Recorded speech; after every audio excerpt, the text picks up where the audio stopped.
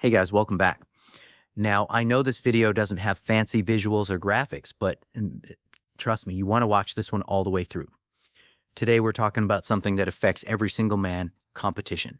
Whether it's at work, in relationships, or just in life, that constant pressure to prove you're better than the next guy. Here's the thing though.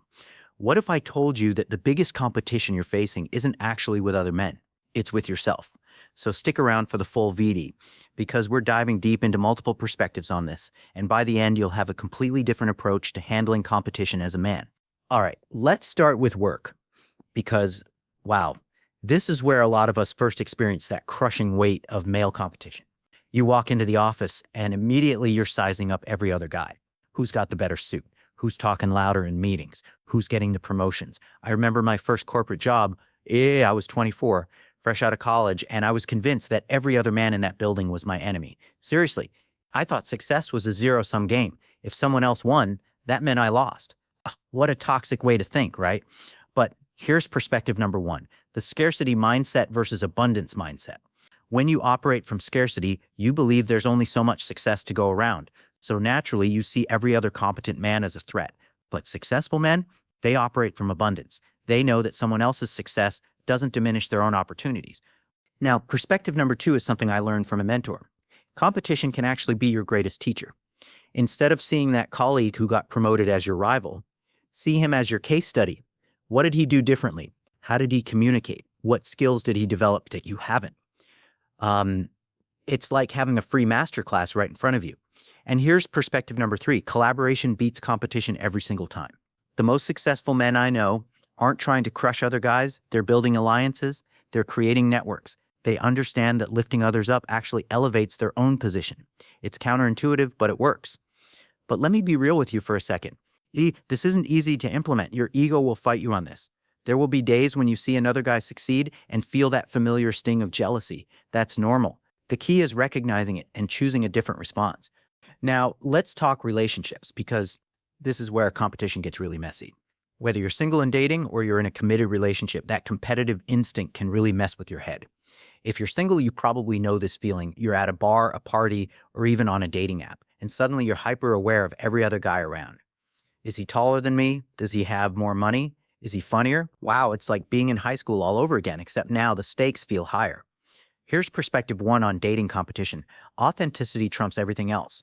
I've seen average-looking guys with average jobs absolutely crush it in the dating world because they were genuinely themselves. Meanwhile, the guy trying to be the alpha male, trying to outcompete everyone else, he usually comes across as insecure and desperate. Women can sense competition energy. And let me tell you, it's not attractive. When you're constantly looking over your shoulder at other men, when you're trying to prove you're the best option in the room, you're not present, you're not connecting, you're performing, and that's exhausting for everyone involved. Perspective two, focus on connection, not collection. Some guys treat dating like a numbers game or a competition to see who can attract the most women. But the men who build lasting, meaningful relationships, they're not trying to win against other guys. They're trying to find genuine compatibility. Now, if you're already in a relationship, competition can show up in different ways. Maybe you feel threatened by her male friends, her coworkers, or even guys she follows on social media. I've been there, and it's a terrible place to be mentally. Here's perspective three. Secure men don't fear other men. When you're confident in your value and your relationship, other guys aren't threats. They're just other guys. Your girlfriend or wife chose you for reasons that go way beyond just looks or money. She chose your personality, your values, your unique combination of traits that make you who you are. But what if you're struggling with this? What if you can't shake that competitive feeling? First, communicate with your partner. Don't accuse or blame, but share your feelings. Most women appreciate honesty and will actually work with you to address your concerns. Second, work on your own self-worth. If you feel like you have to constantly prove you're better than other men, that's usually a sign that you don't fully believe in your own value. And guys, let's be honest about social media for a minute. Instagram, TikTok, dating apps, they're all designed to trigger your competitive instincts. Every scroll shows you guys who seem more successful, more attractive, more everything. It's not real life, but it feels real when you're comparing yourself constantly. This brings us to what I think is the most important part of this whole discussion, the competition with yourself. Because here's what I've learned after years of struggling with external competition. The only person you should be trying to beat is who you were yesterday. I know that sounds like something you'd see on a motivational poster, but stick with me here. When you shift from external competition to internal competition, everything changes. Instead of asking, am I better than him? You start asking, am I better than I was last month? Perspective one, track your own metrics. In work, this means focusing on your skill development, your project outcomes, your professional growth. Are you learning new things? Are you taking on bigger challenges? Are you becoming more valuable to your organization? These are things you can control, unlike whether Bob from accounting gets promoted before you do. In relationships, this looks like becoming a better partner, a better communicator, a better man overall. Are you more emotionally available than you were last year? Are you better at handling conflict? Do you show appreciation more often? These improvements benefit you regardless of what other men are doing. Perspective two, embrace the growth mindset. Fixed mindset says, I am what I am and sees other men's abilities as threats. Growth mindset says, I can improve and sees other men's abilities as inspiration. When you truly believe you can get better at anything, your career, your relationships, your personal development, other people's success becomes motivating instead of threatening. Now, here's something that might surprise you. Some of the most successful and happy men I know have actually embraced vulnerability. They're not afraid to admit when they don't know something. They're not threatened by asking for help. They don't need to be the smartest guy in every room because they're secure in their ability to learn and grow. This is perspective three, strength through vulnerability. Our culture tells us that real men don't show weakness, don't ask for help, don't admit when they're struggling. But that's actually what keeps us trapped in unhealthy competition. When you can say, I don't know, but I'm willing to learn, or I'm struggling with this, can you help me? You're not competing anymore, you're collaborating. And let me tell you, this is scary at first. Your ego will resist. You might worry that showing vulnerability makes you look weak, but in my experience, it actually makes you more respected, more trustworthy, and more successful in both work and relationships. All right, so we've talked about the theory, but how do you actually implement this stuff? How do you break free from that constant competitive mindset that's been programmed into you since childhood? Strategy number one, practice celebrating other men's successes. This sounds simple, but wow, it's harder than you think.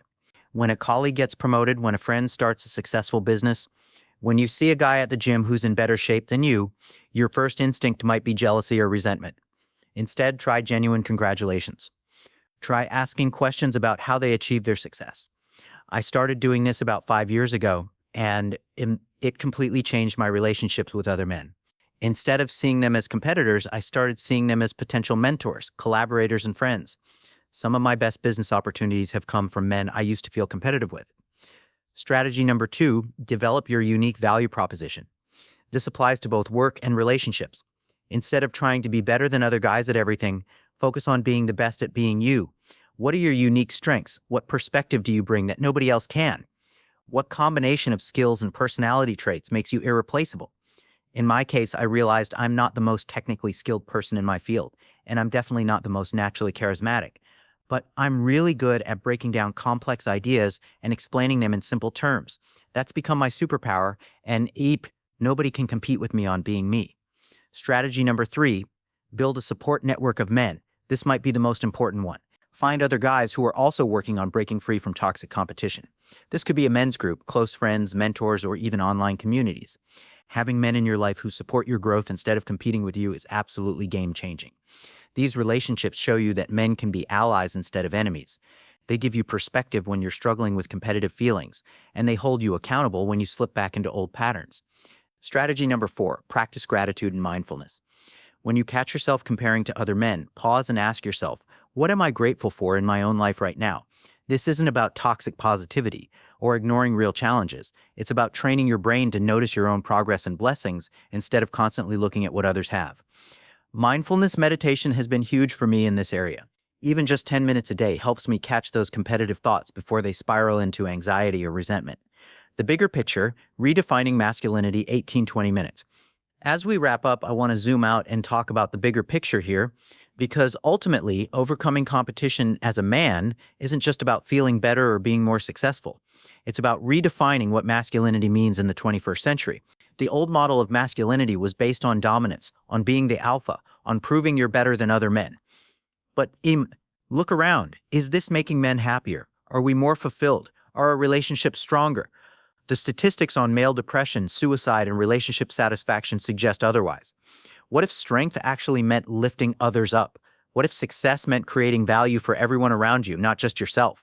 What if being a real man meant being secure enough in yourself that you don't need to diminish others to feel good? I'm not saying we should eliminate all competition. Healthy competition can drive innovation, excellence, and personal growth. The key word is healthy. Competition becomes unhealthy when it's based on fear, insecurity, or a zero-sum mindset. Here's what I've learned.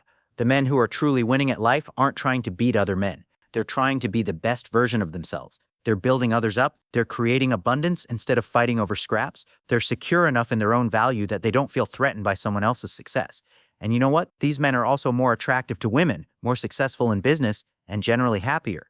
It's not a coincidence. When you stop wasting energy on pointless competition, you have more energy for actual achievement. So here's my challenge for you. For the next week, every time you catch yourself comparing to another man or feeling competitive, pause and ask yourself 3 questions. 1, what can I learn from this person? 2, how can I support their success? And 3, what's one thing I can do today to improve myself? It won't be easy. You'll slip up. You'll catch yourself falling back into old patterns. That's normal. The goal isn't perfection, it's progress. Every time you choose collaboration over competition, every time you celebrate someone else's success, every time you focus on your own growth instead of comparing yourself to others, you're becoming a stronger, more confident, more successful man. Remember, guys, the only competition that really matters is the one with your past self. Everything else is just noise. Focus on becoming the man you want to be and let everyone else worry about their own journey. All right, that's a wrap for today's video. If this resonated with you, hit that like button and let me know in the comments what your biggest challenge is when it comes to competition. And if you want more content like this, make sure you're subscribed with notifications on. Until next time, keep growing, keep improving, and remember, you're not competing against anyone but yourself. Take care.